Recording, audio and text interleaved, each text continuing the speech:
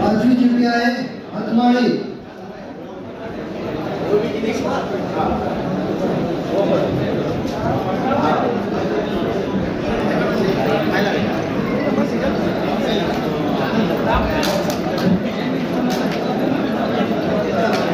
नंतर आहे कादराबाद.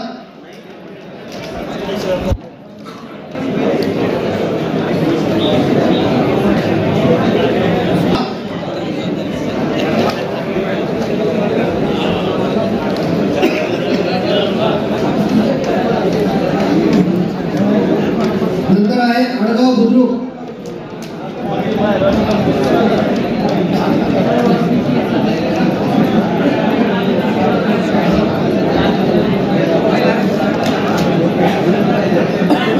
अंजनदोह.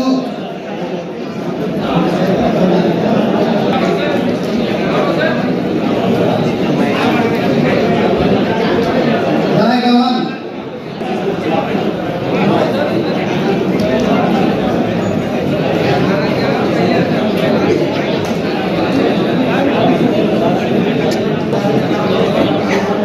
स्वागत है मुल्क की आवाज न्यूज चैनल में एक बेहतरीन ऑफर्स लेकर आए इक्विनिक्स IT सॉल्यूशंस. लैपटॉप 8,000 रुपए से शुरू, डेस्कटॉप 8,000 रुपए से शुरू, आईपैड 8,000 रुपए से शुरू और तब 30,090 रुपए से शुरू. सभी डिवाइस पर 3 महीने से लेकर 6 महीने तक गारंटी वारंटी अवेलेबल है. बिल्कुल ही new laptop, best performance, best battery performance. आप एक बेहतरीन लैपटॉप के पात्र हैं.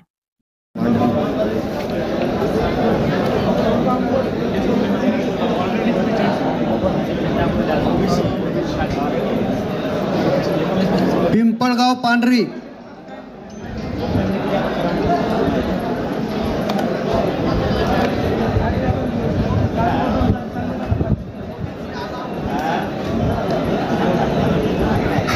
वरझडी.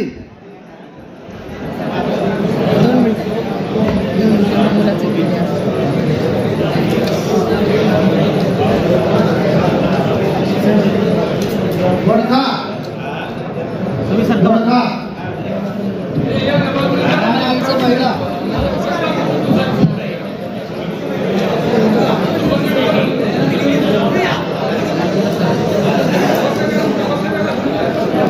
वर हिरा. नामाप्रद महिला. वर हिरा.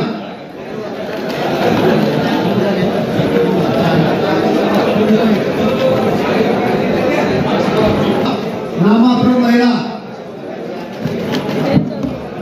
चौके का गया सरपंच गया चौके का महिला आ गया के लिए ना इसके औरत को देवराय कुबेर. नामाप्रद महिला.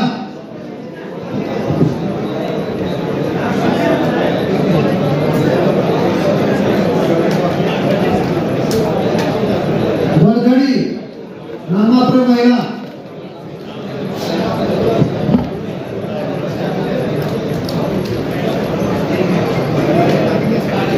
ओळघर.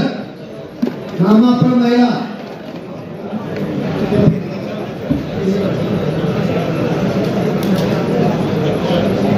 अंजनदोह. नामाप्रद महिला.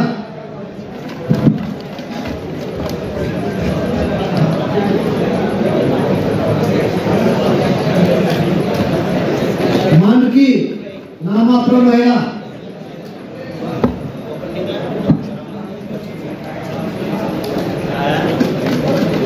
गांधेली. नामाप्रद महिला.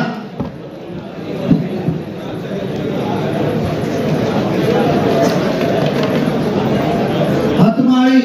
नामाप्रद महिला.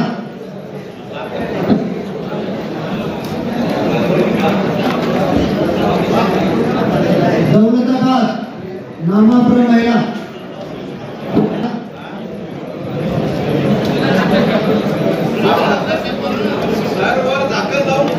अडगाव बुद्रुक. महिला.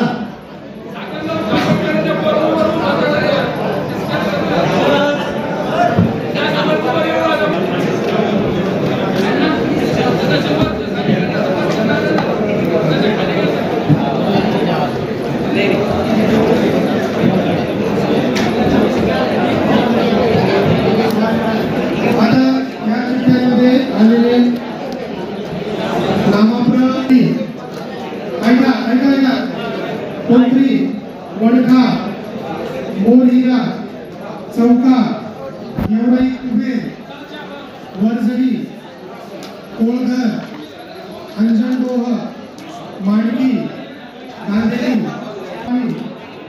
दौलताबाद पिंपळगाव पांढरी आडगाव बुद्रुक दायगवाड आणि काळगाव आणि या 16 ग्रामपंचायती या नागरिकांच्या आवाजासाठी झालेले आहे.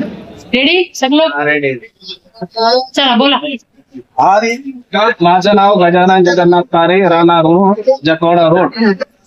आज आरक्षण सोडत महिला व पुरुष या प्रवर्गात चालू असताना आज आमच्या गावात महिला आरक्षण सोडत निघाले.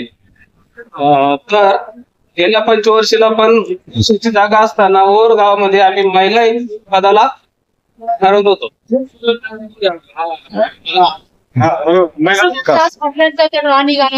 उत्तम महिला पुरेपूर काम लक्ष देते आणि महिला वेळोवेळी बघू शकते.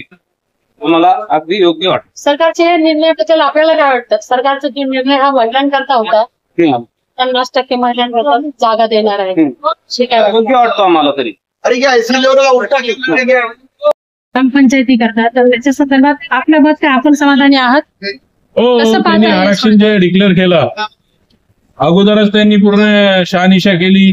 जेवढा ओपन महिला, सर्वसाधारण महिला, ओबीसी महिला, एससी महिला सर्व त्यांनी छाटूनच अगोदरच पिढूनच ओके करून आले. आणि आजचं जे त्यांनी आरक्षण केला, हा आरक्षण सर्व समाधानी पूर्ण सरपंच झालेले आहे. कोणी गोंधळ, कोणी ऑब्जेक्शन वगैरे काही घेतलेलं नाही. काही तुरळक 1-2 गाव आहे त्यांची जी समस्या असेल तर ते प्रत्यक्ष जाऊन ते भेटते आणि निश्चित त्यांची समस्या ते दूर करते. आणि आरक्षण आजचा एकदम छानपणे उत्तमपणे त्यांनी डिक्लेअर केलेलं. महिलांना ज्या संधी देण्यात आल्या त्या संदर्भात आपण कसं पाहता? महिलांना त्यांनी 50% संधी दिलेली आहे.